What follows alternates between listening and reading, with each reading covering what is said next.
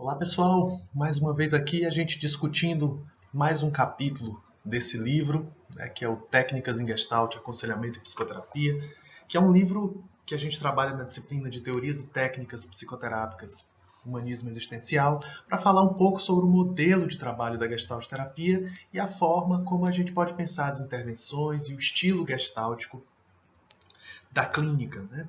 É um livro que eu acho interessantíssimo, um livro de uma leitura fácil, um livro que você consegue ter uma perspectiva prática muito interessante, por mais que muitas vezes, né, e aí os alunos estão acostumados a ouvir essa crítica minha, assim, por muitas vezes o estilo muito americano, né, e principalmente voltado a práticas de curta duração e de resolução de problemas, esse estilo invade, né, esse livro algumas vezes, mas ainda assim eu acho um dos trabalhos fundamentais que a gente tem para poder pensar as diferentes formas de intervir e pensar a clínica. É um livro muito prático, um livro muito cheio de exemplos clínicos, de possibilidades de você olhar para si. Então, eu acho esse livro ainda dos melhores trabalhos que a gente tem para construir uma série de discussões sobre a clínica gestáltica. E esse capítulo que a gente vai trabalhar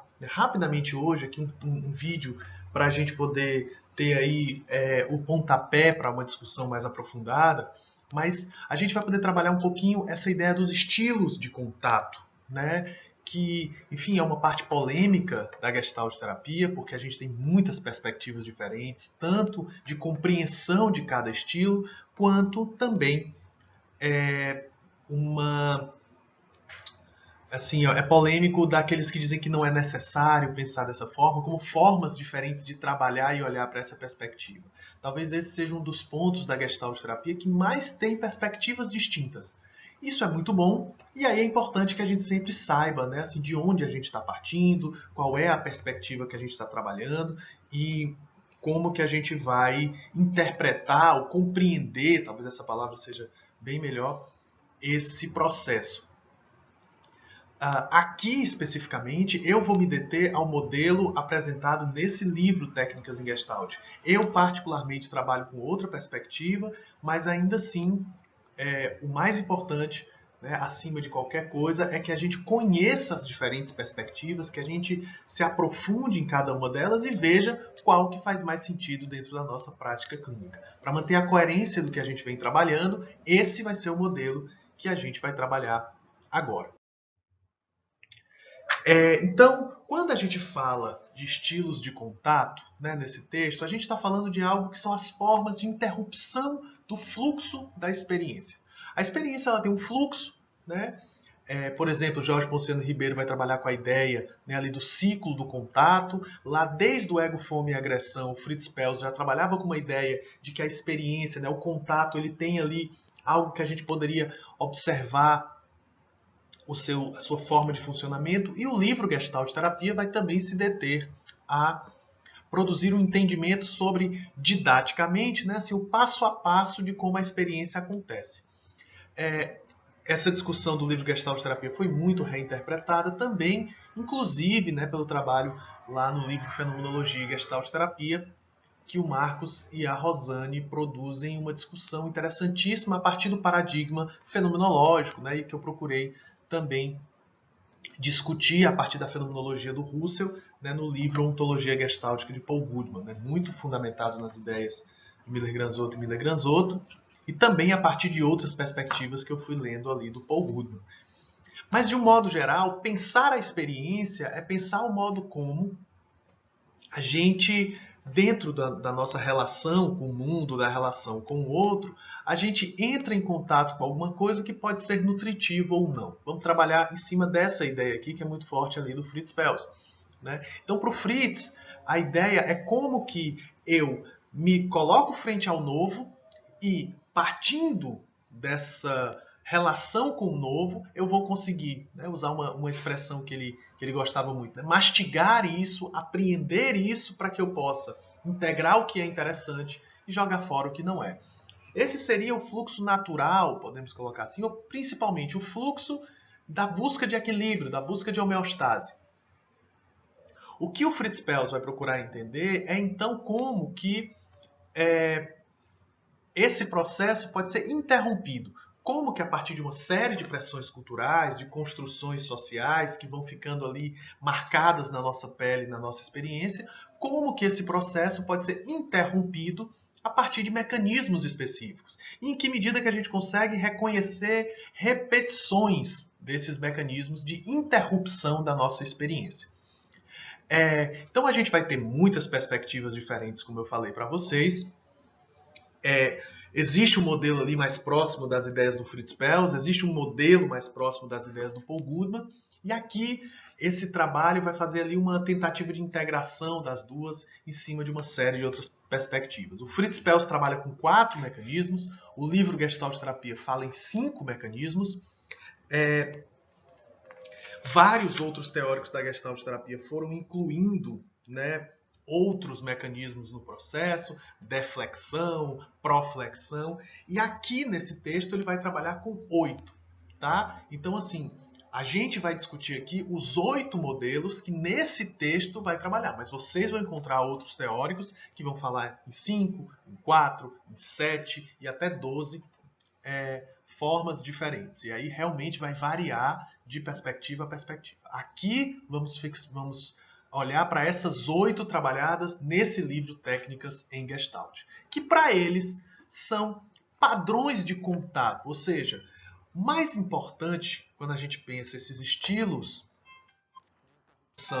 da experiência tem a ver principalmente com o fato de que a gente está falando não de uma interrupção deliberada, no sentido de que o indivíduo, ele, por algum motivo específico, ele decide não levar a cabo a experiência. Né? Então, eu sinto vontade de dizer alguma coisa, mas por algum motivo específico, enfim, medo, ou porque eu posso perder meu emprego, ou porque eu posso chatear alguém, eu decido não falar. Isso é uma forma de interrupção. Né? Mas uma interrupção deliberada. O que a gente está falando aqui não são essas interrupções da experiência que, por exemplo, por uma situação de medo, por uma situação às vezes até de preocupação real com a nossa vida, a gente decide interromper. Não. Nós estamos falando de formas que se tornam fixas, formas que se tornam caracteriologicamente repetitivas. E aí, sem que a gente perceba, a gente está impedindo nossa experiência. Então, uma coisa que desde as ideias iniciais do Fritz Perls, e que isso vai ser aprofundado no livro Gestalt Terapia, aparece a ideia de que a experiência neurótica tem a ver com essa tensão que mesmo em situações que não seria necessário esse excesso de defesa, nós estamos nos defendendo. Então é como se a gente estivesse impedindo o contato com a novidade sempre, de maneira fixada, de maneira repetitiva, de maneira... como é que eu posso dizer assim, de maneira, enfim, de maneira repetitiva, né? De maneira que é isso que nós vamos chamar então de uma gestalt fixa. Então, essa pessoa, sem nem perceber, sem ter a necessidade na materialidade ali, ela está impedindo o fluxo da sua experiência. Né? E é isso que nos torna o tempo inteiro tensos, o tempo inteiro apáticos e sem criatividade. Por quê? Porque se eu não consigo me lançar na novidade, me entregar na experiência da novidade, porque eu estou ali o tempo inteiro rígido, né, por padrões determinados, eu não vou conseguir criar formas novas de lidar com as minhas experiências. Então, é essa a ideia de que esses estilos de contato são, então, padrões de contato, né? São formas fixas, e aí a gente vai chamar isso de Gestalt fixas. Essas formas que nem, mesmo sem a gente perceber, nós estamos interrompendo a experiência. Né? E aí uma coisa que eu acho fantástica nesse livro, que para mim isso tem sido a coisa que mais tem me interessado, por exemplo, dentro do campo gestáltico, né, é a ideia de olhar para esses estilos como formas relacionais. Né? Quem faz isso de maneira brilhante é o Marcos e a Rosane no livro Fenomenologia e Gestalt Terapia. É essa ideia que eu tenho tentado me aprofundar ultimamente, que eu acho isso uma compreensão muito boa. E aqui nesse texto, os autores já vão lançar as bases lançar as bases para que a gente possa pensar essas, né, assim, isso dentro do contexto clínico. Né?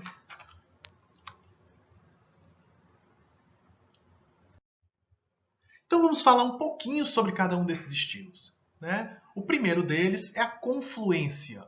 Como o próprio nome está dizendo, é fluir junto, né? A confluência seria essa ausência de fronteiras entre o sujeito e a outra pessoa.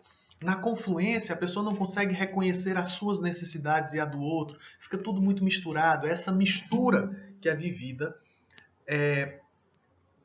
com a outra pessoa, né? Inclusive no texto, que isso também é uma coisa fantástica que eu acho desse texto, ele vai sugerindo algumas ideias de intervenção para que a pessoa, né, encorajá-la a falar mais afirmações do tipo eu, né, buscar enfatizar, né, semelhanças e diferenças em relação ao outro, né, explorar, né, e oferecer a partir de uma intervenção ali talvez mais descritiva, mais empática, né, essa questão do temor pela separação do outro, por essa, digamos assim, por esse reconhecimento do seu processo de individuação ou de individualidade. Então, a confluência diz respeito a esses padrões em que o outro não reconhece nem suas necessidades pela mistura direta com a outra pessoa.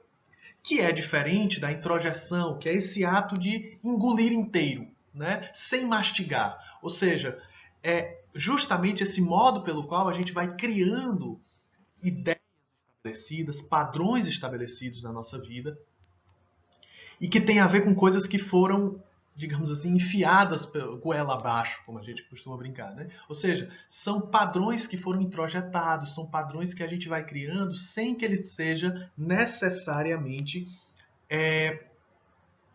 enfim, sem que eles sejam necessariamente assimilados. Né? E quando a gente é criança, a gente é bombardeado de padrões desse tipo e eles vão ficando retidos na nossa experiência sem que muitas vezes a gente perceba. Né? E a gente continua mantendo essa ideia de figuras de referência, a gente acabar, digamos assim, introjetando formas, introjetando padrões, sem que a gente faça a devida reflexão. Por isso que no processo terapêutico é tão importante a gente ajudar o cliente a mastigar essas coisas, a olhar para esses padrões determinados na vida dele, olhar para essa forma de engolir inteiro de maneira acrítica e a gente poder ajudar essa pessoa, né, o cliente ou a cliente, a mastigar melhor isso que está adentrando. E um terceiro aspecto seria a projeção, que aí é quando eu jogo no outro, né, aspectos da minha personalidade que não condizem com o meu autoconceito. Então, coisas que eu estou sentindo, mas que não condizem com a forma como eu me vejo, eu acabo colocando no outro. Então, se eu estou com raiva, mas eu não me acho uma pessoa raivosa, eu vou acabar achando que o outro está com raiva de mim. Então, essas formas, né, assim, essas formas são interessantes, inclusive porque a gente, enquanto terapeuta, vai ser muito alvo desses processos projetivos e a gente vai poder ajudar o cliente ou a cliente a reconhecer isso na atualidade da sessão terapêutica. Uma outra forma é o que a gente poderia chamar de deflexão. Deflexão diz respeito justamente a você, digamos assim, tentar desviar da ansiedade ou do incômodo gerado pela experiência. Então, é tirar uma piada, né? É não levar a sério o que está acontecendo, é uma forma de você não olhar para a experiência que está acontecendo e desviar dela de alguma forma. Né? Então, a experiência deflexiva, que foi apresentada pela primeira vez pelo Irving para Miriam Poster, num livro chamado Gestalt Terapia Integrada, diz respeito justamente a esse processo pelo qual a gente vai tentar reduzir, né, digamos assim, a experiência, né? Assim, ou seja, o estímulo vem, a experiência acontece, mas eu vou tentando minimizá-la justamente para que ela me afete menos, né? Então, a gente vai, né, assim, no texto, inclusive, ele fala que é muito que você vai poder perceber essa forma de experiência na dificuldade de se conectar com o cliente, como se os afetos sempre escapassem, como se ele sempre desse um jeito de não entrar em contato diretamente com o que acontece. Um próximo estilo é a retroflexão, né, que foi um dos que o Fritz desde o início começa a trabalhar, mas que ele vai trabalhar justamente esse retorno ao próprio organismo. Então, a energia que eu iria dirigir ao outro, eu retorno contra mim mesmo. Né? Então, na retroflexão, o que vai acontecer é um ataque ao próprio organismo, na forma ali de reminiscências, né? Você ficar ali, como é que eu posso dizer, você ficar ali pensando na mesma coisa o tempo inteiro, ficar ali remoendo uma ideia o tempo inteiro, ou então até mesmo na experiência psicossomática, né? Do ataque mesmo ao próprio organismo, e isso ser vivido no próprio organismo enquanto, né, sei lá, uma gastrite, um distúrbio da ATM, enfim, tantas coisas nesse sentido. E a dessensibilização, né, assim, que seria uma forma muito mais potente da deflexão, seria realmente eu parar de sentir. Né? Então, uma excelente forma de se defender é não sentindo. Então, a dessensibilização ela é um processo pelo qual a gente vai buscar meios assim de evitar a todo custo sentir o que está acontecendo na nossa experiência. E aí os exercícios de awareness, os exercícios de ancoramento, os exercícios de entrar em contato com a própria experiência podem ser fundamentais para a gente trabalhar essa questão. Ele também vai falar de automonitoramento, né, que seria essa tentativa exacerbada de autocontrole. Né? No livro Gestalt Terapia eles usam o termo egotismo, e aqui ele propõe uma mudança para o termo automonitoramento. Mas essa tentativa exacerbada de controle, ela tem a ver justamente com essa coisa mais obsessiva de que tudo esteja perfeitamente controlado, os riscos estejam controlados, os sentimentos estejam controlados e a sessão esteja controlada.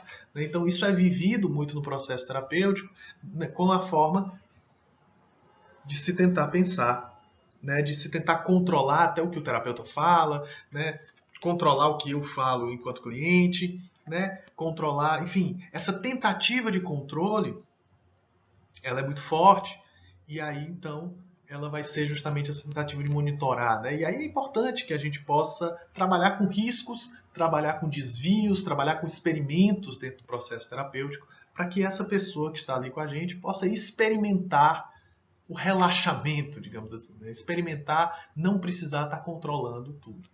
E por último, o que ele vai chamar de impulsividade, que seria justamente esse contrário, né, aí do automonitoramento, que é justamente a ação completamente sem nenhum tipo de controle. Né? Então, não que a gente precise controlar a nossa ação, mas a sensação da impulsividade é a sensação de que há algo em mim que está sempre agindo independente de mim. Né? Então, a impulsividade tem a ver justamente com essa tentativa de se livrar logo da experiência e, por isso, pode acabar gerando uma série de situações de sofrimento para esse sujeito. Então, parar, respirar, né? E mais uma vez, que tem a ver com esse nosso próximo tópico, o trabalho com essas perspectivas de um modo geral tem a ver justamente com expandir a awareness, compreender a minha forma de experimentação, né? Compreender a minha forma de lidar com o mundo, de lidar com as situações. Então, essa é a regra básica do pensamento gestáltico, expandir nossa consciência no sentido de implicação na nossa experiência e, principalmente, explorar isso na relação. Então, eu posso trabalhar junto com o meu cliente ou com minha cliente, o que está acontecendo no momento, né? O que, por exemplo, eu falei enquanto terapeuta que pode ter desencadeado uma necessidade de se defender de alguma coisa que está acontecendo ali e a gente poder olhar para os padrões relacionais que vão estar acontecendo no processo terapêutico. E aí, depois disso identificado, a gente pode trabalhar com as polaridades, né? De uma forma ali de muito controle, a gente poder pensar uma situação terapêutica que a pessoa pudesse experimentar o descontrole, do ataque a si mesmo, dela poder transformar isso num ataque ao outro, né? Na coisa projetiva, ela poder olhar para ela mesma, né? Dessa coisa do outro sempre estar no lugar de lei, ela também poder impor as suas leis, e a gente poder trabalhar essas polaridades não para tornar o outro polo, mas na verdade para a gente sempre buscar a integração. Né? A leitura gestáltica é uma leitura que parte do pressuposto de integrar essas formas distintas da nossa experiência. O Fritz sempre dizia que a gente precisa abandonar essa ideia de que uma coisa é isso ou aquilo, para a gente entender que uma coisa é isso e aquilo. Né? As coisas se integram, elas não são necessariamente contraditórias. Então, esse é um vídeo mais para a gente poder lançar as bases para a discussão dessas ideias. Nós vamos ter aí momentos para a gente poder aprofundar, aprofundar algumas ideias. Lembrando, mais uma vez, essa é uma proposta de trabalho em cima dessas perspectivas. Existem várias outras formas de leitura, tão potentes quanto e tão interessantes quanto. E aí o mais importante é a gente conhecer, ler as diferentes perspectivas e poder olhar para aquelas que, sem a gente introjetar, a gente compreenda quais são as que faz mais sentido para a gente. Então, um abraço para todo mundo e a gente se encontra depois.